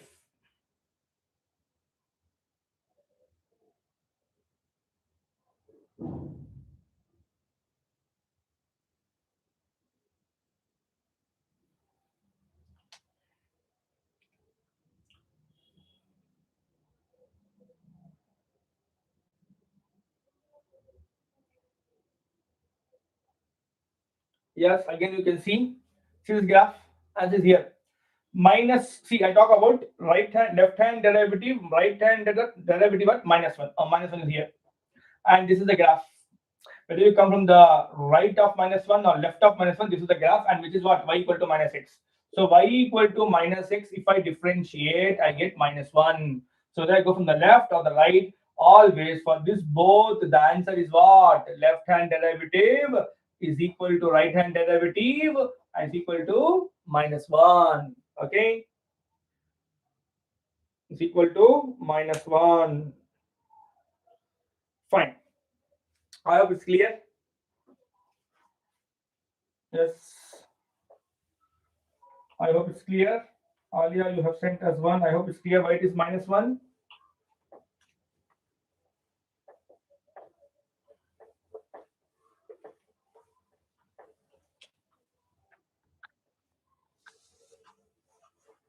Now let us move on to next. Moving on to the next problem. See this question, fill in the blanks. 53rd question. I would like you to give me the answer. If y is equal to 2 cos x plus 3 sin x, then it's a fill in the blanks question. Second derivative plus y will be what? Yes, I'm waiting.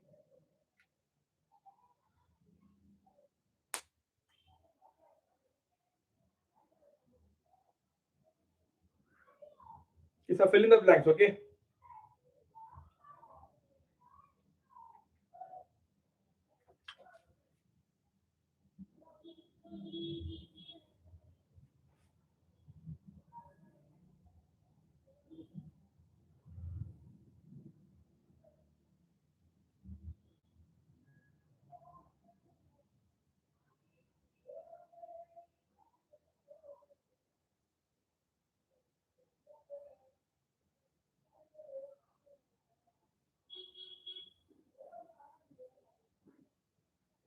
Yes, what's the answer?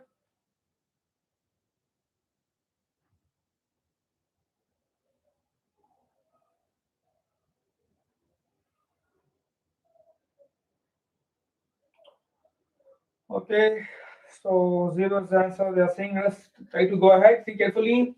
As you know, this stands for second derivative. So first, if I differentiate this with respect to x, this will be y dash. I have to apply some rule because plus is there, and for this scalar rule because it's a constant multiplied by variable, constant multiplied by variable. So 2 as it is. Derivative of cos is minus sine. A bracket is mandatory because the product of two term, as you can see here. Then plus 3. What is sine derivative? Cos. Since I want second derivative, again differentiate this with respect to x. Derivative second time, so 2 times of minus. What is sine derivative? Cos. Then plus 3. What is cos derivative? Minus sine. So here we get plus into minus minus 2 cos x plus into minus minus 3 sine x. Now, if I take minus common here, what will get? 2 cos x plus 3 sine x. So from equation number 1, you can see whatever is there, just same thing is here. So I can write minus, this entire thing is what? Y from equation number 1. So second derivative, that was here.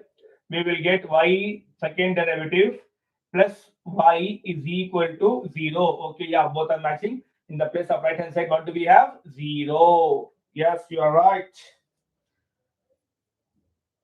Good job.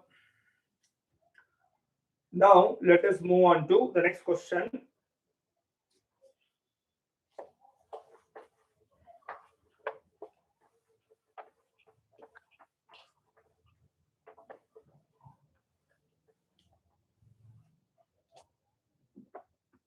Now, one concept before we take this. See carefully.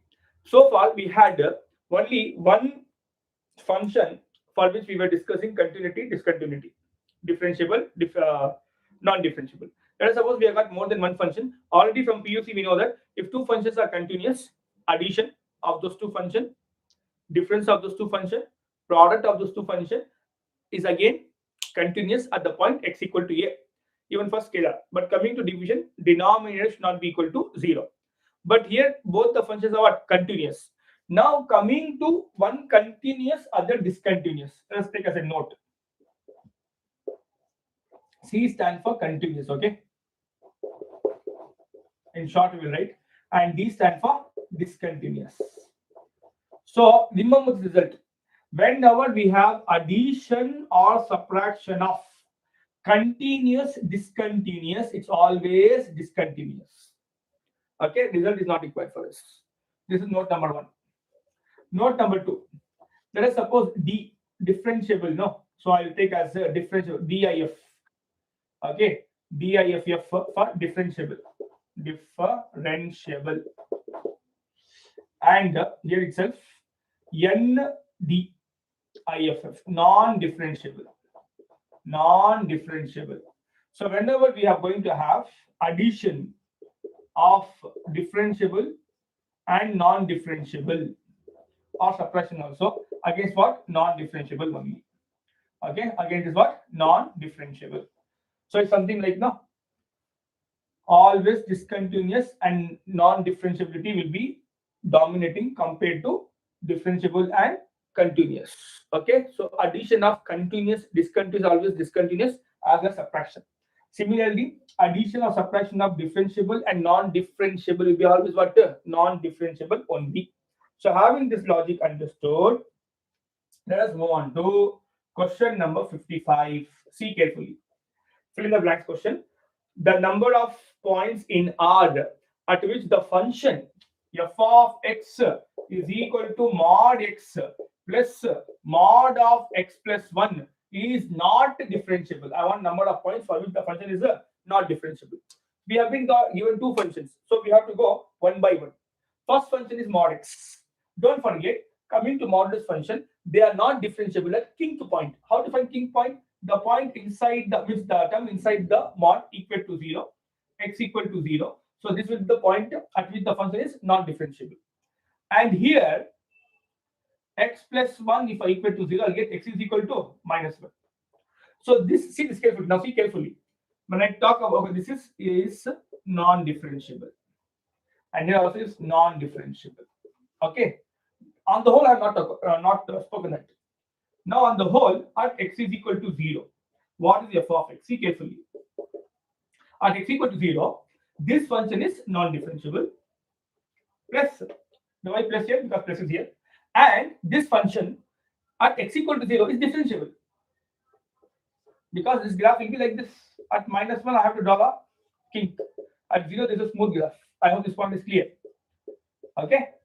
So, non-differentiable plus differentiable, what? Non-differentiable. So, x equal to 0 is non-differentiable. Similarly, f of x at x equal to this point, if I discuss minus 1, at minus 1, there is no problem for this graph because V-shaped graph is here, 0 is here, minus 1. Here you can see there is no problem, there is no kink. So, at x equal to minus 1, this is always differentiable. And this will be what? Non-differentiable. So again, what is addition or subtraction of differentiable and non-differentiable? Non-differentiable. So we have got how many points? 2 points at which the function is non-differentiable.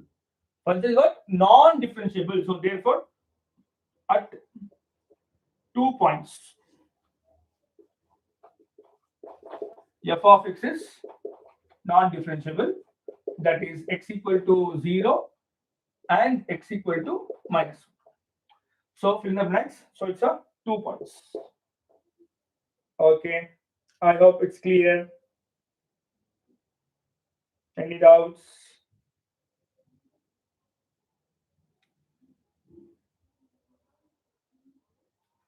Any doubts?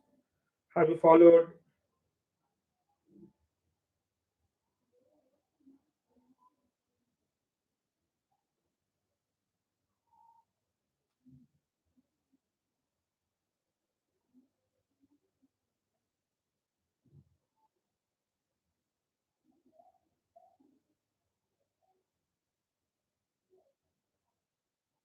Yes, yes. From graph itself, we can make it out. Obviously, that's what I took the help of graph and then have explained. Okay, good. So let's move on. We're almost completing. At least we'll try to complete today differentiability. So I think 4 more questions. A or D. We'll just see whether today or next class. First, say this question. I will. Yeah. Question number 63. Listen carefully. The condition for a function to be continuous on open interval a comma b. It's a concept-based question. On interval, if a function f is what? Continuous. If it is continuous, then options are first. Okay, before the option, statements are first 1, 2, 3. First one is the function is continuous at each and every point. So if it will be continuous, I'm going to say f is continuous on open interval a comma b. It should f is continuous at each and every point of a comma b. So if I write mathematically for all x belongs to open interval a comma b, it should be what? Continuous. Okay. One more. Second statement is the function is right continuous at each of open interval a comma b. Third, the function is left continuous at each of point a comma b. Okay, so here they are talking about left continuous, right continuous. So this is right continuous. And here left continuous. I'll explain this also what the meaning of this. See, whenever we are going to talk with respect to interval, listen carefully, one note I will take. Whenever we talk about any interval, if I'm talking about, let's write it here, note. If I'm talking about any interval a comma b open, for it to be continuous, see, open means what? Endpoints are not taken. So each and every point present here, whatever point I've taken, for that, if I take f of x, this f of x should be what? For all this, it should be what? Continuous. It should be what? Continuous. Only then we say it is continuous on a comma b, open interval. First point. Second point, let's suppose that they give like this. Then, not only at each and every point, it should also be continuous for the A. Now see carefully how I'm going to draw the graph. A taken, B not taken because I given this. Now, as you know, for point, any point we can come from left or right also, but for point A, there is no number line here in the left, only from the right neighbor. So this we call right continuous. So here, for the function to be continuous at A, limit of f of x as x tends to A plus. Why A plus? Coming from right of A should be equal to function value. This we call right continuous. Similarly, let us suppose here, third point, open at A, B closed. Then B is closed, no? Now B, first, each and every point here should be continuous, what I said here. Then at B, I cannot come from right of B, but I can come left of B. So left hand limit of left hand limit, left of B, limit of f of x as x tends to B minus should be equal to f of B. Only then it is left continuous. Coming from left, we call left continuous. But in the question, they are talking about open interval. They are not talking about, not spoken about this, not this. It's only this. So there's nothing about right continuous or left continuous. It should be only on open. So only statement 1 is true. Statement 2 and 3 will be false. Okay. So the answer will be option. Which of the following is correct? It's which option? Only one.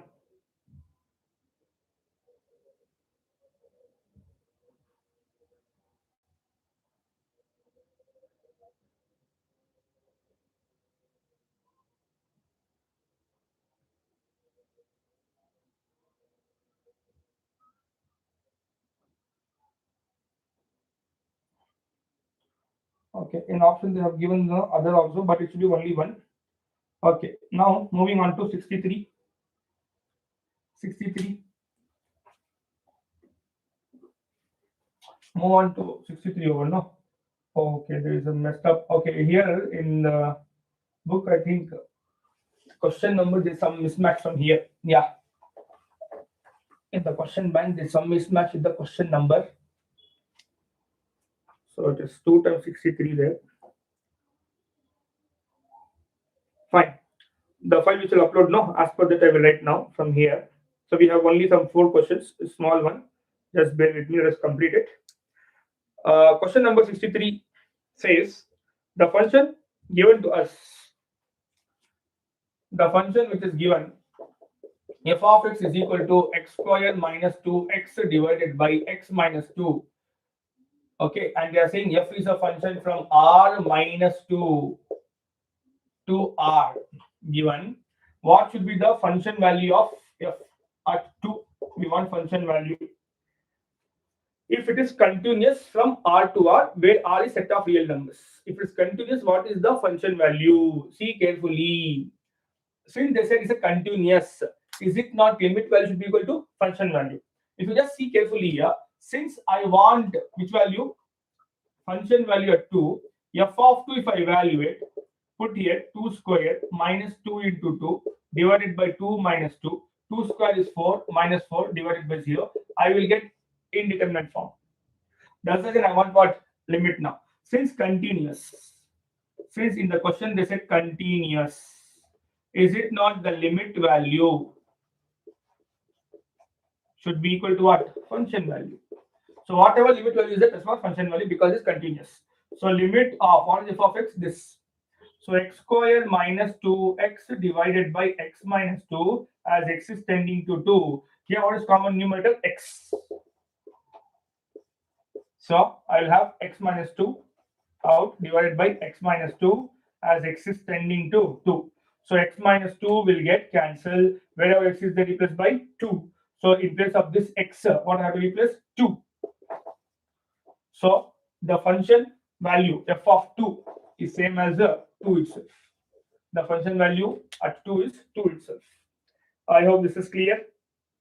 So option A is correct. Option A is correct. This is again 63rd they have mentioned. Okay. Graphically, they have given some question. That's not a concern. King call is explained, so it should be done. So 3 last questions I will take, all small one. Then we will. Okay. See. Okay. I hope this is okay. Any doubts in the chat box?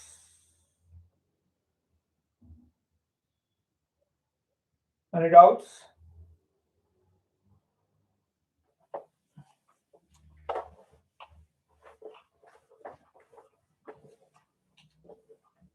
Okay.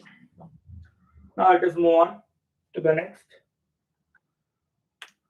Question number 66 says, if f of x is x into sine of 1 by x, where x is not equal to 0, and here k when x is equal to 0 is continuous. If this is continuous at x is equal to 0, then we have to find k value. What we have to find? K value. Fill in the blanks question. Ready? See, since they said continuous, it means that limit value is equal to function value. So solution, limit of f of x as x tends to 0. If I take in place of f of x, we have x into sine of 1 by x as x is tending to 0. So x is tending to 0. So when I apply the limit here, this is tending to 0. This arrow mark stands for, see this carefully, 0 I wrote, this one arrow mark, nothing but tending. And here sine of 1 by 0 is also tending. Now see carefully, it's into here. So this is tending to 0 and this is 1 by infinity. But be careful, it's tending to infinity, yes, but see the graph of sine, see the graph of sine, see carefully. I'll draw a very small graph for your analyzing. See carefully. First start drawing the graph of sine. See carefully, small graph I'll draw. To have the feeling of what? Infinite values. And I say infinite is going to what? A huge value. See? Huge x value. When this is in place of x, it is now tending to infinity. So as and how this is origin, we are going to write of x-axis. or the positive numbers we are going to have, it moves. It goes a very huge value, and it's going to move on, and move on. But don't forget, always the largest value is 1 and minimum value is -1. So even though it's going to a huge quantity, but sign value 0 into, it is going to oscillate. Sign of infinity will oscillate what? Between -1 to +1. So it's a finite number between -1 to +1. So 0 into finite number between 0 or -1 to 1 will be what? 0 only. Therefore, this function k value. So limit value should be equal to function value, no? So this should be equal to what? Function value at 0, and that function value f of x at x equals 0 is what? K. So the k value is 0. So if all the function is continuous, the k value is what? 0. I hope this point is clear. Any doubts? Kindly comment.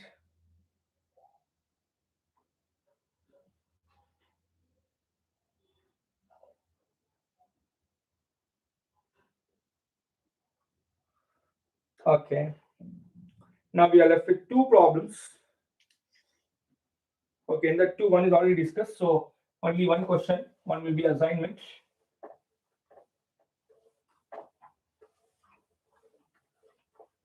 See question number 68. Question says the derivative of 3 into x power x at x equal to 1 we have to find is very simple. See, x power x, I would like you to memorize the result. What is derivative of x power x? Derivative of x power x with respect to x is x power x into 1 plus log x. So here it is a scalar and a variable. So by using scalar root, 3 I can take out. Then differentiate 3, x power x with respect to x. So 3 out. Then x power x derivative from this formula, I can just write x power x into 1 plus log x. They want at x equal to 1. Substitute at x is equal to 1. So 3 into 1 power 1, 1 plus log 1. Just give a small bracket only here. What is log 1? Remember, this log 1 to any base is always 0.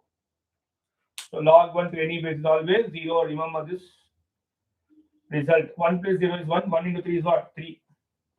So 3 will be the answer. So I have given some assignment also as well here. For example, question number 69, which we just discussed, one such problem. So 69, I would like to take as an I would like you to take as an assignment. They're asking derivative of mod x. Or do one thing. I will just give us now to the question. Let's try to wind up. That will be the last problem. Okay. Take this question number 69. The value of derivative of mod x minus mod of x minus 2 at x is equal to 1. Come on, fill the blanks.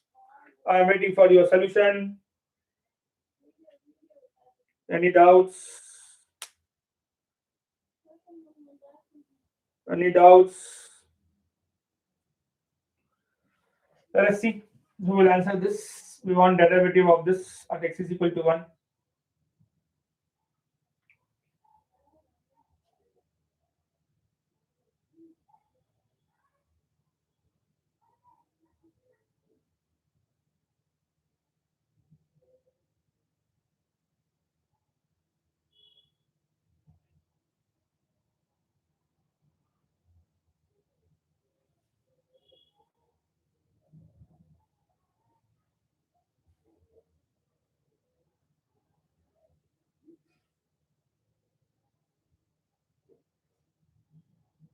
No one with the answer?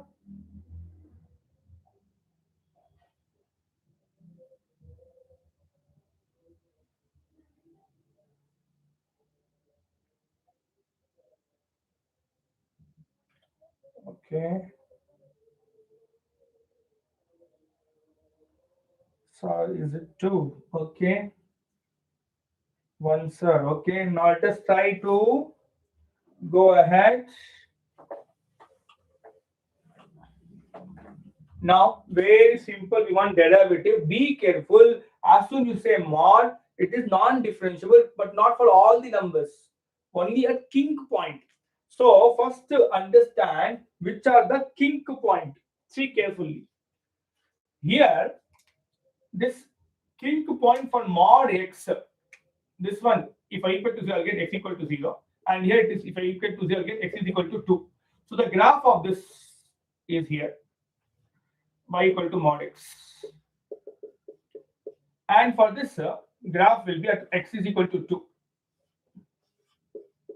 Okay. Now, see carefully. Here, x equal to 1. 1 is here.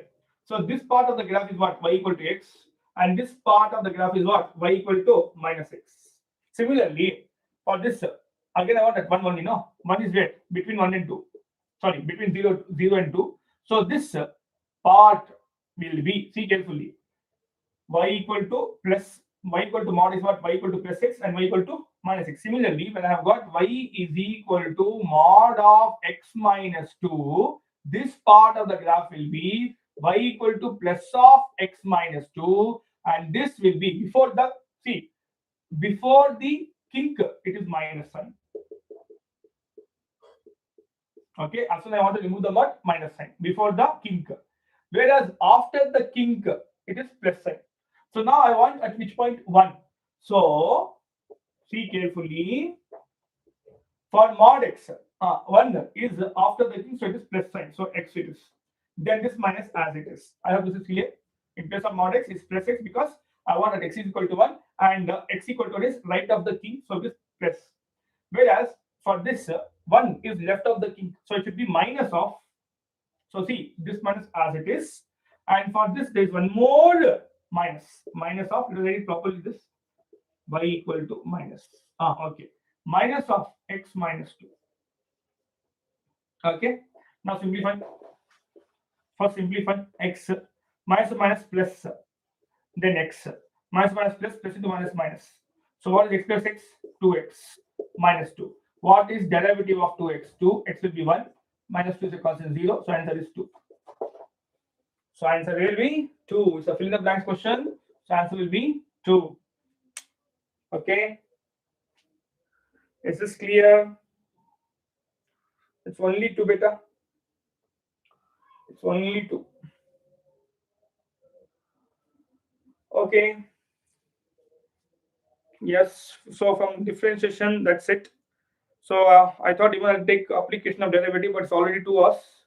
So we'll stop the class, I think, here. So next class shortly we'll meet for the application of derivative. I would like to know how was the class.